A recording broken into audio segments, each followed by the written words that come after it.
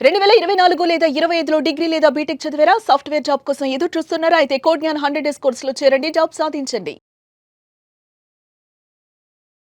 నమస్తే రచిత గారు. నమస్తే ఉషా.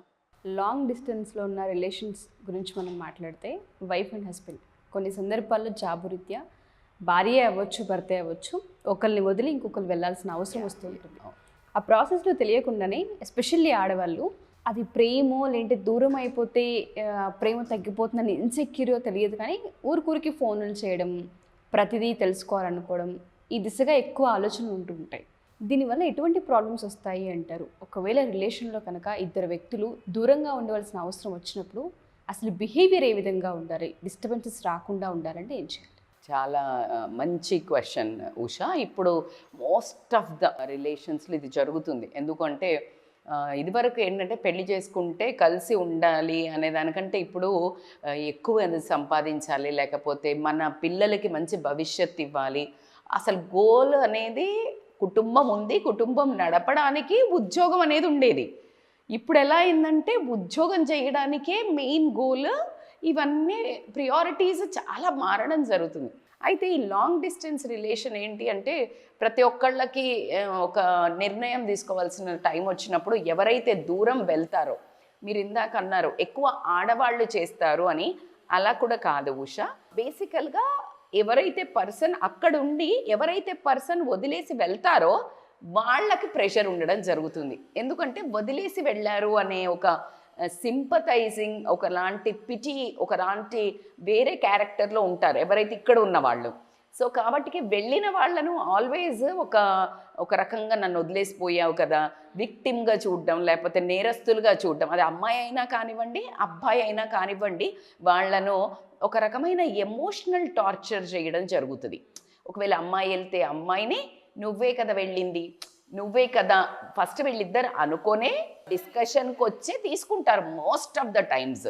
కొన్నిసార్లు కన్విన్సింగ్ చేయాల్సి వస్తుంది, బికాజ్ కెరియర్ కోసమనో లేకపోతే పిల్లల ఫ్యూచర్ కోసమనో చేయడం జరుగుతుంది. అయితే ఏమవుతుందంటే అలా వెళ్ళినప్పుడు దూరం అయ్యాం కదా, ఎక్కడ రిలేషన్ దెబ్బతింటుందో అనే ఒకే ఉద్దేశంతో వాళ్ళను మాటి మాటికి పలకరించడము, మాటి మాటికి నన్ను మర్చిపోతారేమో నేనున్నా అని గుర్తు చేయటము అనేది జరుగుతూ ఉంటుంది. ఆ టైంలో వాళ్ళు గనక రియల్గా అయితే అలా చెయ్యడానికి కూడా రీజన్స్ ఉన్నాయి ఉషా. ఎందుకంటే మనము సినిమాల్లో తీసుకోండి, సీరియల్స్లో తీసుకొనియండి, ఎక్కడ చూసినా ఎప్పుడైతే ఆ భర్త దూరం ఉన్నప్పుడు ఏదైతే ఆ వర్కింగ్ అట్మాస్ఫియర్ ఉంటుందో, ఒకవేళ అక్కడ ఆపోజిట్ జెండర్కి అట్రాక్ట్ అవుతారేమో అనే ఒక అభద్రతా భావంతో ఏం చేస్తారంటే వీళ్ళు కంటిన్యూస్గా నాక్ చేస్తూ ఉంటారు, నేనున్నా నేనున్నా నేనున్నా అని గుర్తు చేయటం. ఆ గుర్తు చేసినప్పుడు కొంతమంది అలా చేసే వాళ్ళని కంట్రోల్ చేస్తున్నాము అనుకునేది ఒక పిచ్చితనం. ఎప్పుడు కానీ ప్రేమతో రిలేషన్ స్టార్ట్ అవ్వడం అనేది చాలా ఇంపార్టెంట్. ప్రేమ ఉంది కాబట్టికనే ఈ ఒక బంధాన్ని, బాధ్యతను నేను నెరవేర్చడం కోసం నేను ఒక దూరం వెళ్తున్నాను వెళ్ళడం కరెక్ట్. కానీ ఎప్పుడైతే ఈ బంధమే భారం అయిపోయింది, ఒకవేళ నిజంగా నిజాయితీగా ఆ అవతల వ్యక్తి, అమ్మాయి తీసుకోండి అబ్బాయి తీసుకొని, నిజాయితీగా నీ ఫ్యామిలీని రన్ చేయడానికి, నీ ఫ్యామిలీని పైకి తీసుకురావడానికి కనుక అక్కడ పనిచేస్తున్నట్టయితే, వర్క్లో ఉన్నట్టయితే, కొన్ని సమస్యలు వర్క్లో ఉండే సమస్యల్లో అవుతున్నట్టయితే నీ కాల్స్ ఎంత డిస్టర్బ్ చేస్తాయి గుర్తు తెచ్చుకో. ఆ మనిషిని ఎంత కృంగతీస్తాయి, ఎంత దెబ్బ మానసికంగా కొడుతుంది. నేను మీకోసం చేస్తుంటే ఈ టార్చర్ ఏంటి, అనుమానము అనే ఉద్దేశంతో నువ్వు చేస్తున్నావని ఎదుటి మనిషికి తెలిసినప్పుడు ఆ రియల్గా ఉన్న ప్రేమ కాస్త భారంగా మారడము, ఒక గుదిబండలాగా మారడం జరుగుతుంది ఆ ప్రేమ. అది చాలా చెక్ చేసుకోవాల్సిన అవసరం ఈదర్ బోత్, భర్త అయినా భార్య అయినా. ఆ శృతి మించి మనిషిని అర్థం చేసుకోకుండా, ఒకవేళ నీ భర్త కానీ నీ భార్య కానీ ఒక ఫ్లర్ట్ టైపు ఒక అట్లా ఉంటే కనుక ఐ కెన్ టోటల్లీ అండర్స్టాండ్ ఆ ప్రెషర్ ఎంత ఉంటుంది అనేది. కానీ దాన్ని కూడా నువ్వు కేర్గా, మనిషిని కేర్ తోటి బంధాన్ని లాగాలి. కానీ నీ మీద అనుమానం ఉందనో, లేకపోతే ఇప్పుడు ఏం చేస్తున్నావు చెప్పు, అడిగే టోన్, అడిగే విధానము చాలా ఇంపార్టెంట్. సమయస్ఫూర్తితో ఉంటే గనక ఆ బంధాన్ని నిలుపుకోవడం జరుగుతుంది. అదే నువ్వు గనక చీల్చి కడుపు చించుకుంటే కాళ్ళ మీద పడుతుంది అని చెప్పేసి నువ్వు గట్టిగా ఇంకా లొల్లి పెట్టావు అనుకో, అసలు కొంచెం కూడా గొడవ లేని వాళ్ళది ఎక్కువ గొడవలయ్యి విడిపోయేదాకా రావడానికి చాలా ఛాన్సెస్ని చూస్తున్నాం మనం లాంగ్ డిస్టెన్స్లో. అలా కాకుండా వాళ్ళకి టైమింగ్స్ ఒకటి అర్థం చేసుకోవాల్సి ఉంటుంది. వాళ్ళు వర్క్ ఏ టైంలో చేస్తారు, వాళ్ళకి మంచి టైం ఏది. నువ్వు ప్రొద్దున ఆఫీస్కి వెళ్తున్నప్పుడు మేబీ వాళ్ళకి ఖాళీ ఉండే టైం కావచ్చు. ఆ టైంలో నువ్వు కొంచెం సేపు ప్రేమగా, అంటే టోటల్లీ ఎంతసేపు నువ్వు నన్ను మర్చిపోయావు, నువ్వు నన్ను పట్టించుకోవట్లేదు, నువ్వు డబ్బులు ఏం చేసావు, ఇది కాదు. నువ్వు తిన్నావా, నువ్వు బాగున్నావా, ఎంతసేపు ఆ ఎఫెక్షన్, ఆ కేర్ అది చేసినప్పుడు, ఒకవేళ ఏదైతే నువ్వు అట్రాక్షన్స్కి నువ్వు పక్కన ఏదైనా అలా కొంచెం వెళ్ళబోతున్నా, ఈ ప్రేమ అనేది ఖచ్చితంగా మన అనే ఫీలింగ్ కల్పించినప్పుడు ఎప్పుడైనా అది పోదు ఉషా. గట్టిగా బంధిస్తేనే వెళ్ళాలనిపిస్తుంది.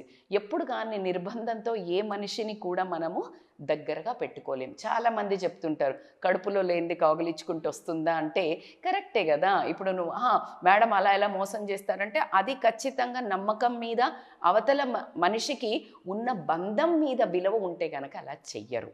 సో కాబట్టికి నువ్వు ఎంతసేపుకి నువ్వు ఆ మనిషికి ఎక్కువ నీ కోసమే నేను బ్రతుకుతున్నానో, లేకపోతే మన బాబు ఉన్నాడు, మనకి బంధం ఉందో అని బంధాన్ని గుర్తు చెయ్యడం అనేది చాలా ఇంపార్టెంట్. కానీ దాన్ని ఒక గుదిబండలాగా మనిషికి ప్రెషర్ పెడితే మాత్రం ఉన్నవాడు ఎలాగో తుమ్మితే ఊడిపోయే ముఖ్య ఆల్రెడీ ఎలాగో తప్పించుకోవడానికి ట్రై చేస్తాడు ఈ వంక చెప్పి.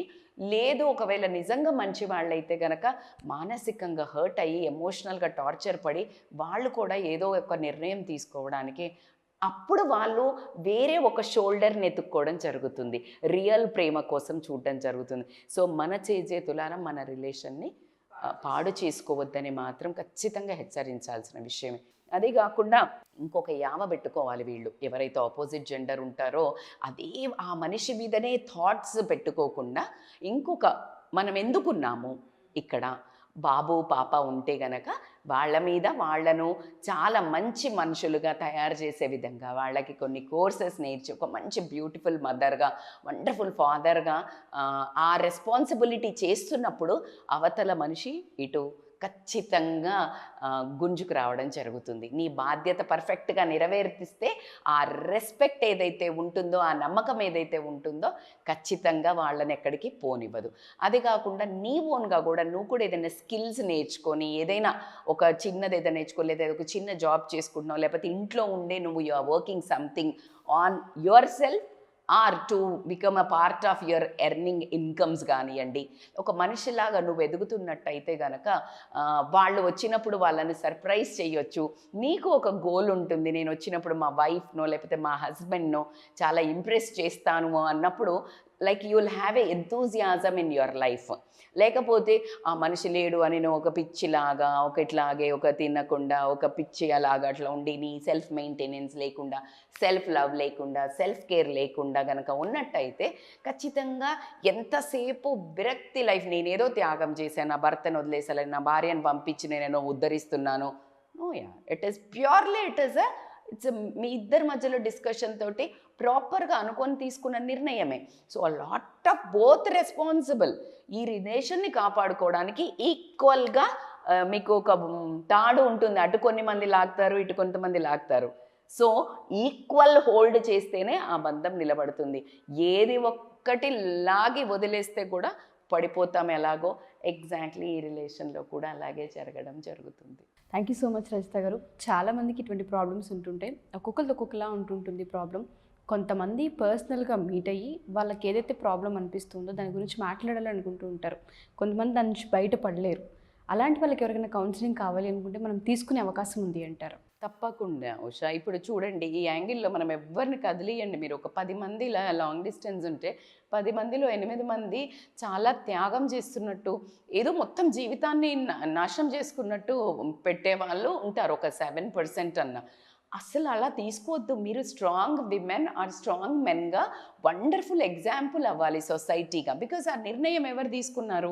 మీరు తీసుకున్నారు.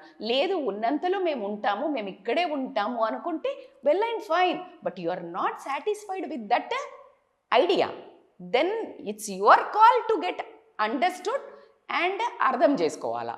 సో కాబట్టికే ఇలా ఏదైతే మనం ఇప్పుడు మీరు అన్నట్టు అవతల వాళ్ళు చూసినప్పుడు అర్థమయ్యి చాలా చిన్న సమస్యను ఈజీగా పరిష్కరించుకోగలుగుతారు. వాళ్ళు చేసుకోలేకపోతే మన వీడియోలు బోల్డ్ హెల్ప్ అవుతాయి ఉషా. చేసుకోలేని పక్షంలో వాళ్ళకి ఇలాంటి కౌన్సిలింగ్ సపోర్ట్ కావాలన్నా కానీ తప్పకుండా కెరియర్ కౌన్సిలింగ్ తీసుకోండి, ఫ్యామిలీ కౌన్సిలింగ్ తీసుకోండి, పిల్లల కౌన్సిలింగ్ తీసుకోండి.